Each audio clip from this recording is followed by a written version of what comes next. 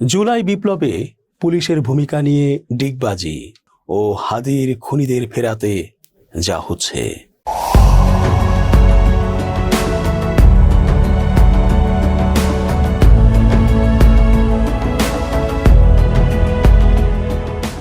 আসসালামু আলাইকুম প্রিয় দর্শক, আমন্ত্রণ আজকের আলোচনায়। চেঞ্জ টিভির আন্তর্জাতিক চোখ অনুষ্ঠানে এস জে রতন স্বাগত জানাচ্ছি। জুলাই আন্দোলনে পুলিশের ভূমিকার কথা আমরা সবাই জানি, পুরো বিশ্ব জানে। সে সকল কর্মের ভিডিও ক্লিপ ও ছবি সারা বিশ্ব দেখেছে। তবে এমন কি দেখা গেছে যে পুলিশ হাসিনার কথা অমান্য করে চুপ থেকেছে বা কোনো রকম গুলি ছোঁড়া থেকে বিরত থেকেছে? মনে তো হয় না। এমন রিপোর্ট বা প্রতিবেদন প্রকাশ বা ছবি বা ভিডিও কিছুই তো কেউ দেখেনি। তাহলে পুলিশের পক্ষ থেকে যে বলা হচ্ছে পুলিশও জুলাই বিপ্লবে অংশ নিয়েছিল, বরং বিপ্লবের পর অন্তর্বর্তী সরকারের সময়ে পুলিশ তাদের নিয়মিত কাজ থেকে অনেকটাই নিজেদেরকে গুটিয়ে নিয়েছিল। ফলে আইন শৃঙ্খলা পরিস্থিতি এক ভয়ানক অবস্থায় পৌঁছেছিল। দেশে যে কোনো পুলিশ বাহিনী কার্যকর আছে তা মনেই হয়নি। বিপ্লব পরবর্তী সময়েও যদি নিজেদের ভুল বুঝতে পেরে বা অনুশোচনা করার মানসিকতা থেকে দায়িত্ব পালন করত, তাহলে পুলিশের ভাবমূর্তি ধীরে ধীরে বদলাতে পারত। বিশ্লেষকরা জানাচ্ছেন এই কারণে পুলিশ প্রশ্নবিদ্ধই থেকেছে। তখনও বলা হতো যে এই পুলিশ হাসিনারই পুলিশ। পুলিশের রদবদল খুব একটা না হওয়াতে বা তাদেরকে চাকরি থেকে অব্যাহতি বা জুলাই বিপ্লবে নিরপরাধ ছাত্র জনতাকে হত্যার দায়ে জেল হাজতে প্রেরণ বা ফাঁসি, এই সকল কাজ খুব কমই হয়নি বললেই চলে। ফলে অনেকেই পুলিশকে দোষারোপের বাইরে রাখেনি। তবে বিশ্লেষকদের একটা অংশ জানাচ্ছেন আসলেই নাকি কিছু পুলিশ হাসিনার নির্দেশ অমান্য করে গুলি করা থেকে চুপ থেকেছে। হাদি হত্যার ইস্যুতে বরাবরই বিএনপি একটু কম উৎসাহ দেখিয়েছে। কারণ কেউ কেউ বলেছেন মির্জা আব্বাস যে আসনে লড়াই করছিল সেই আসনে হাদিও লড়াইয়ে নেমেছিল।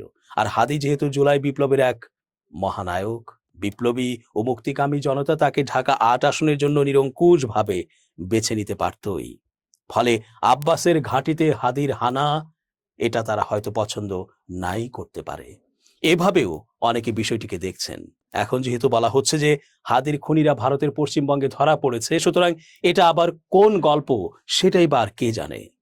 সত্যিকারের হত্যার নির্দেশদাতা আদৌ ধরা পড়বে কি বা জাতির সামনে তার মুখোশ খুলবে কি? ইনকিলাব মঞ্চের আহ্বায়ক শরীফ ওসমান হাদি হত্যাকাণ্ডের ঘটনায় জড়িত সবাইকে আইনের আওতায় এনে দৃষ্টান্তমূলক শাস্তির দাবি জানিয়েছেন তার বোন মাসুমা হাদি।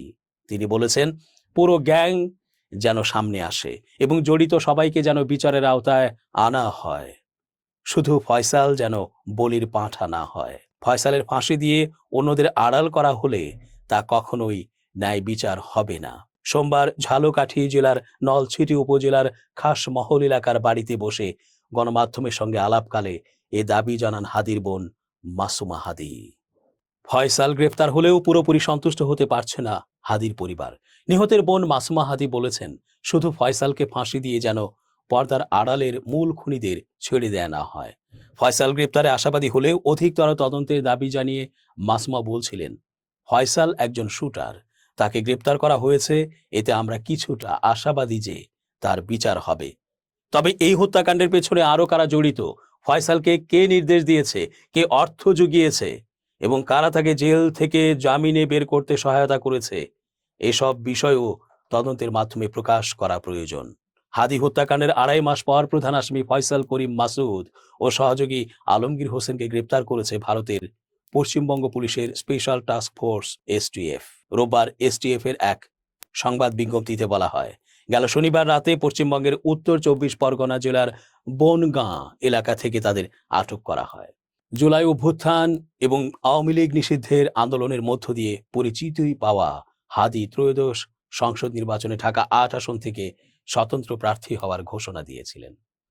গত ১২ ডিসেম্বর গণসংযোগের জন্য বিজয়নগর এলাকায় গিয়ে তিনি আক্রান্ত হন। চলন্ত রিকশায় থাকা হাদিকে গুলি করেন চলন্ত মোটরসাইকেলের পেছনে বসে থাকা আততায়ী। গুরুতর আহত হাদিকে এয়ার অ্যাম্বুলেন্সে করে সিঙ্গাপুরে নিয়ে যাওয়া হয়েছিল। সেখানে চিকিৎসাধীন অবস্থায় গত ১৮ ডিসেম্বর তার মৃত্যুর খবর আসে। হাদি গুলিবিদ্ধ হওয়ার পর গত 14 ডিসেম্বর ইনকিলাব মঞ্চের সদস্য সচিব আব্দুল্লাহ আল জাবের বাদী হয়ে হত্যা চেষ্টা মামলা দায়ের করেন। পরে মামলাটিতে হত্যার 302 ধারা যুক্ত হয়। এরপর থানা পুলিশের হাত ঘুরে মামলা তদন্তের দায়িত্ব দেয়া হয় ডিবি পুলিশকে। তদন্ত শেষে সাবেক ওয়ার্ড কাউন্সিলর তাইজুল ইসলাম চৌধুরী বাপ্পি, সাবেক ছাত্রলীগ কর্মী ফয়সাল করিম মাসুদ সহ 17 জনকে আসামি করে গত 6 জানুয়ারি হাদি হত্যা মামলার অভিযোগপত্র দেয় গোয়েন্দা পুলিশ। অভিযোগপত্রে তদন্ত কর্মকর্তা ডিবি পুলিশের পরিদর্শক ফয়সাল আহমেদ বলেছেন, আসামিদের রাজনৈতিক পরিচয় এবং বিভিন্ন সময়ে হাদির দেয়া রাজনৈতিক বক্তব্য বিশ্লেষণ করে প্রাথমিকভাবে বোঝা গেছে রাজনৈতিক প্রতিহিংসার কারণেই হাদিকে গুলি করে হত্যা করা হয়। এছাড়া আসন্ন ত্রয়োদশ সংসদ নির্বাচন বাধাগ্রস্ত করতে এবং ভোটারদের মধ্যে ভয়ভীতি তৈরি করতেই আসামি ফয়সাল করিম মাসুদ ও তার সহযোগীরা পূর্ব পরিকল্পিতভাবে হাদির নির্বাচনী প্রচারে অনুপ্রবেশ করে বলে অভিযোগপত্রে তুলে ধরা হয়। তবে এই অভিযোগপত্রে সন্তুষ্ট নয় ইনকিলাব মঞ্চ। মামলার বাদী আব্দুল্লাহ আল জাবের নারাজি দাখিল করায় আদালত সিআইডিকে মামলাটি নতুন করে তদন্তের দায়িত্ব দিয়েছে।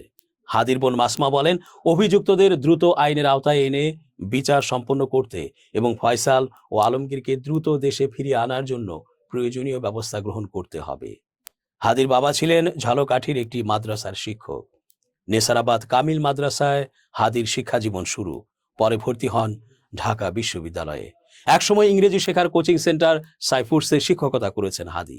সর্বশেষ ইউনিভার্সিটি অব স্কলার্স নামে একটি বেসরকারি বিশ্ববিদ্যালয়ে তিনি শিক্ষকতা করছিলেন।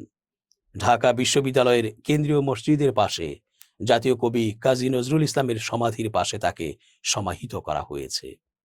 গণমাধ্যমের সঙ্গে সংবাদ সম্মেলনে পুলিশের মহাপরিদর্শক আইজিপি মোহাম্মদ আলী হোসেন ফকির বলেছেন, গণ অভ্যুত্থান বা জুলাই কারো ব্যক্তিগত সম্পদ নয়, এটি জনগণের সম্মিলিত আন্দোলন ও অধিকার। আমরাও এই আন্দোলনে অংশগ্রহণ করেছি। এ ব্যাপারে সরকারের স্বরাষ্ট্র মন্ত্রণালয় কাজ করছে। সোমবার 9 মার্চ রাজধানীর আব্দুল গনি রোডে অবস্থিত পুলিশ হেডকোয়ার্টার্স মিডিয়া সেন্টারে ডিএমপির central command and control center ভবনের নিচতলায় এই সংবাদ সম্মেলন অনুষ্ঠিত হয়।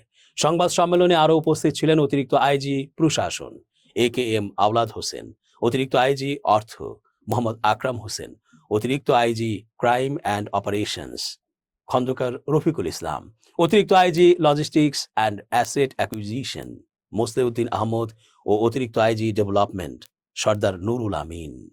ইনকিলাব মঞ্চের মুখপাত্র শরীফ ওসমান হাদি হত্যা মামলার প্রধান আসামি ফয়সাল করিম মাসুদ ও তার সহযোগী আলমগীর হোসেনকে গ্রেপ্তার করেছে ভারতের পুলিশ। শনিবার দিবাগত রাতে দেশটির পশ্চিমবঙ্গ পুলিশের স্পেশাল টাস্ক ফোর্সের অর্থাৎ STF এর সদস্যরা তাদের বনগাঁও সীমান্ত এলাকা থেকে গ্রেপ্তার করে। এরই মধ্যে তাদের 14 দিনের রিমান্ড মঞ্জুর করেছে ভারতের আদালত, এমনটা শোনা গেছে। এমন পরিস্থিতিতে এই দুই আসামিকে কিভাবে দেশে ফেরত আনা যাবে তা নিয়ে চলছে ব্যাপক আলোচনা। বাংলাদেশ পুলিশ সদর দপ্তর সূত্র জানিয়েছে, দুই দেশের উচ্চ পর্যায়ে কার্যক্রমের মাধ্যমে ভারতে গ্রেপ্তার ফয়সাল করিম মাসুদ ও আলমগীর হোসেনকে ফিরিয়ে আনা যাবে। যেহেতু হাদি হত্যাকাণ্ড একটি আলোচিত বিষয়, সেক্ষেত্রে ভারত আসামি ফেরত দিতে পারে। ডিএমপির অতিরিক্ত police commissioner crime and ops SN Mohammad Nazrul Islam একটি গণমাধ্যমকে বলেন, এই বিষয়ে অফিসিয়ালি আমাদের এখনো কনফার্ম করেনি, আমরা খোঁজ খবর রাখছি।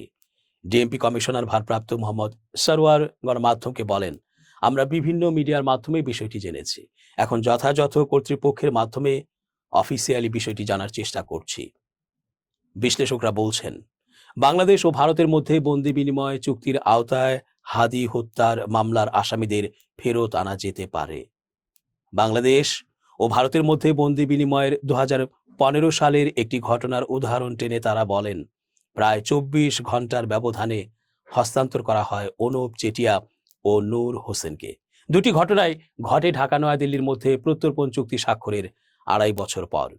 ভারতের পররাষ্ট্র মন্ত্রণালয় ও ঢাকায় ভারতীয় হাই কমিশনের ওয়েবসাইটে দুই দেশের মধ্যকার চুক্তির তথ্য আছে। চুক্তির একটি অনুচ্ছেদ সংশোধন করা হয় 2016 সালের জুলাইয়ে। 2013 সালের চুক্তিতে অনুচ্ছেদ আছে 12টি। এর মধ্যে 1 ও 2 অনুচ্ছেদে বলা হয়েছে, বিচারিক কর্তৃপক্ষের দ্বারা বিচারাধীন অভিযুক্ত দোষী সাব্যস্ত বা দণ্ড কার্যকরের জন্য যাদের খোঁজ চলছে সেই ব্যক্তিদের রাষ্ট্রের ভূখণ্ডে পাওয়া গেলে প্রত্যর্পণ করতে হবে। তবে অপরাধটি হতে হবে রাষ্ট্রের আইনে ন্যূনতম 1 বছরের কারাদণ্ডযোগ্য। চুক্তির প্রয়োগ কোনো ক্ষেত্রে ব্যতিক্রম হবে তা উল্লেখ আছে অনুচ্ছেদ 6-এ। বলা হয়েছে, যদি কোনো অপরাধের ধরন রাজনৈতিক বলে বিবেচিত হয় তাহলে প্রত্যর্পণের অনুরোধ গ্রহণ নাও হতে পারে। তবে হত্যার প্ররোচনা, অপহরণ, বেআইনিভাবে জিম্মি করা সহ 13 ধরনের অপরাধ রাজনৈতিক হিসেবে বিবেচিত হবে না। প্রত্যর্পণ না করার ভিত্তি সম্পর্কে বলা হয়েছে অনুচ্ছেদ 8-এ। যাকে ফেরত চাওয়া হবে তিনি যদি অপরাধের মাত্রা, অপরাধ সংঘটিত হওয়ার সময় কিংবা অভিযোগটি ন্যায় বিচারের স্বার্থে আনা হয়নি এসব বিষয়ে সন্তোষজনক ব্যাখ্যা দিতে পারেন, তাহলে আশ্রয় দেয়া রাষ্ট্র প্রত্যর্পণ করতে বাধ্য নয়। দর্শক, আজ এ পর্যন্তই। ধন্যবাদ। change tv.press, এক ফোঁটা হলুদও নেই।